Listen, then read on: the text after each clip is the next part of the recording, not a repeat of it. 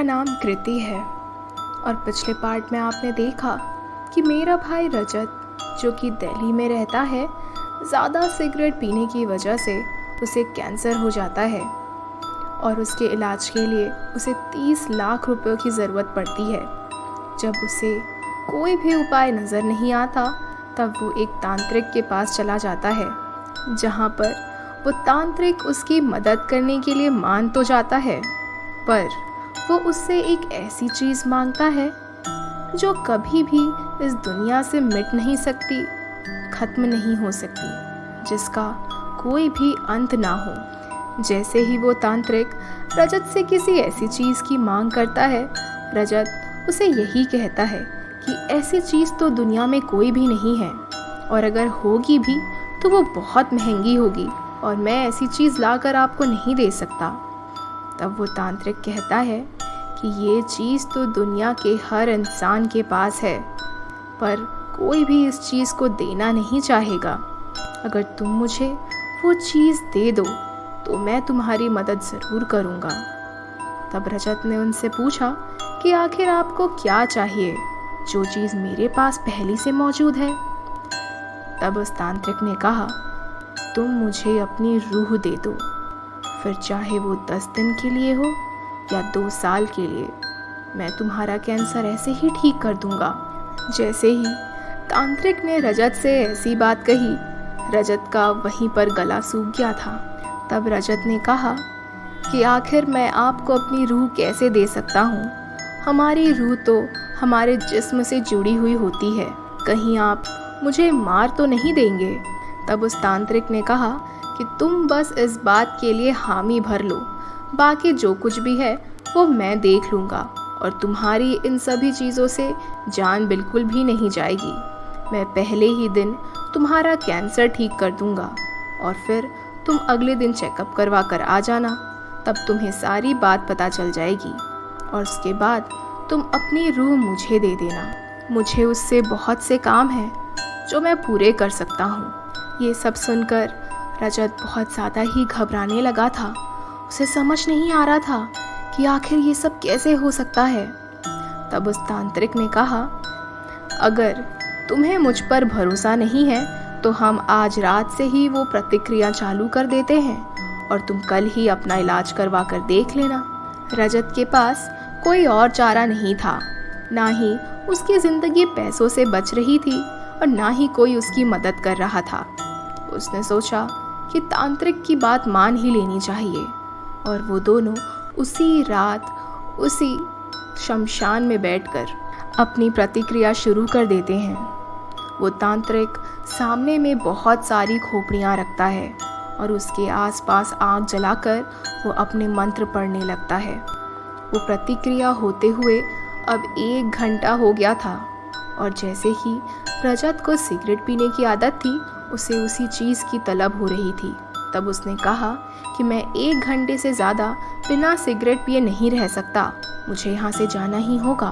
तब उस तांत्रिक ने कुछ मंत्र पढ़े और सिर्फ रजत की तरफ देखा कि तभी अगले ही क्षण रजत की सिगरेट पीने की तलब मिट जाती है। ये देखकर रजत बहुत ही ज़्यादा शॉक हो गया था कि आखिर उस तांत्रिक ने ऐसा कैसे किया। उसके बाद वो प्रतिक्रिया करीब 2 घंटे और चली और रजत को एक बार भी सिगरेट पीने का मन नहीं किया। इसके बाद उस तांत्रिक ने कहा कि तुम अगले ही दिन सबसे पहले अपना टेस्ट करवाने जाना और ये पता लगा लेना कि आखिर तुम्हें कैंसर है या नहीं। रजत तुरंत ही अपने घर चला गया और अगले दिन सुबह उठकर वो हॉस्पिटल चला गया, जहाँ पर उसने डॉक्टर को वापस से टेस्ट करने को कहा। डॉक्टर भी समझ नहीं पा रहा था कि आखिर उसे वापस से चेकअप क्यों करवाना है, वो बहुत महंगा है। पर फिर भी रजत के कहने पर डॉक्टर ने एक बार फिर से उसके टेस्ट लिए और शाम तक उसके रिजल्ट भी आ गए। डॉक्टर के चेहरे से ये साफ पता चल रहा था कि उसके अंदर बहुत सारे सवाल हैं जो वो रजत से पूछना चाहता है। उसने रजत के आते ही बस एक चीज़ कही कि आखिर तुमने ये कैसे किया, जिसका इलाज डॉक्टर 1 दिन में नहीं कर पाते, तुमने अपने कैंसर को 1 दिन में कैसे ख़त्म किया।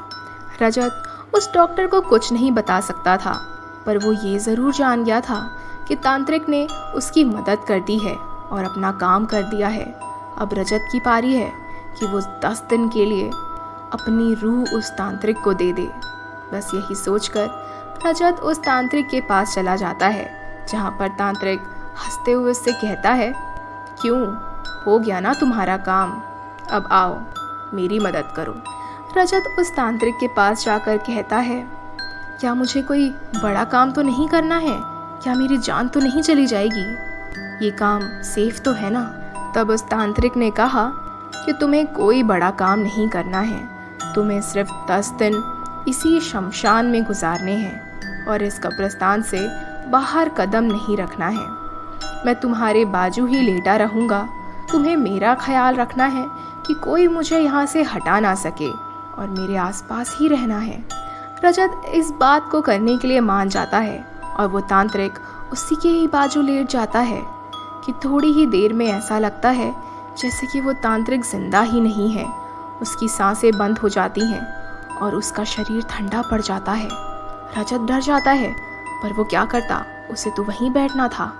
उसने सोचा कि आखिर मुझे यहाँ 10 दिन तक रहना है और मैं अपने खाने पीने के लिए कुछ लेकर भी नहीं आया हूँ, तो आखिर ये 10 दिन बिना खाने पीने के कैसे गुजरेंगे। तभी वो सोचता है कि आसपास से कोई गुजरेगा तो मैं उसी से ही खाना मंगवा लूँगा, ऐसे ही मांग मांग कर 10 दिन तक खा लूँगा।